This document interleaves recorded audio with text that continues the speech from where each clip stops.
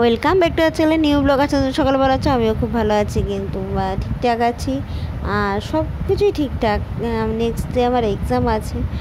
Seriously বলছি, জানি না কি হবে। প্রিপারেশানটা সব কিছু ডান, সব কিছু ঠিকঠাকই আছে।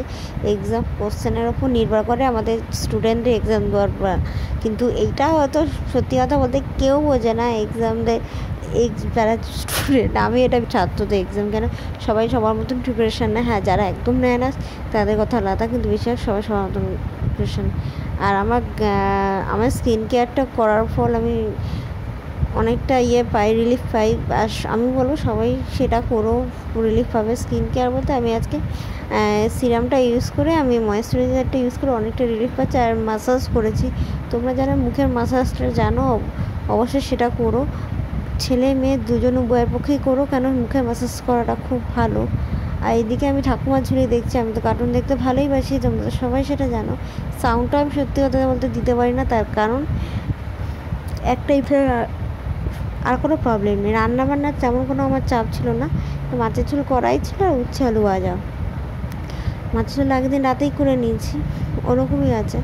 আর এদিকে বিকেলবেলা আমি এখন কিছু অর্ডার করেছিলাম, সেইগুলো চলে এসেছে। সামান্য খুচকাচুন, এই যে এটা ঠিক নাচোস টাইপের ছোটো ছোটো বেশ হয়। এটা আমি খেয়েছিলাম, আবার আজকে নিয়ে এলাম। আর এটা junction baby body oil. Actually এটা আমার জন্য নিয়ে এসেছে, তার একটা কারণ বলে দিচ্ছি। এই কারণটা, এটা দেখলে দেখতে থাকো, তোমাদের কারণটা আমি বলি। আমি না অলিভ অয়েলের বডি অয়েল মাখতাম। এরপর না আমাকে আমার মা বলেছিল যে যেহেতু আমার ঠান্ডা লাগার দোষ, আমার না গা তো ব্যথা করতে পারে, প্রচণ্ড প্রবলেম। আর সত্যি কথা বলতে সেগুলোই হচ্ছিলো। আর আমি এটা শেষ হয়ে যাওয়ার পর বন্ধ করে দেওয়ার কোনো প্রবলেম হয়নি। প্রথম শেষ পরে আমি উঠলাম, আর ওখানে টিভি চলছিল শ্বেতকালী। সরি, প্রচণ্ড পরিমাণ হাই উঠছে, ক্লান্ত লাগছে। সিরিয়াসলি বলছি, কালকে এক্সামটা হলে বাঁচি। আবার নেক্সট উইক আমার এক্সাম আছে, ব্যাক তো আমি সব গুছিয়ে নিচ্ছি। টাটা, বাই বাই, নেক্সট ব্লগে দেখা হবে। তোমরা ভালো থেকো, বাই বাই।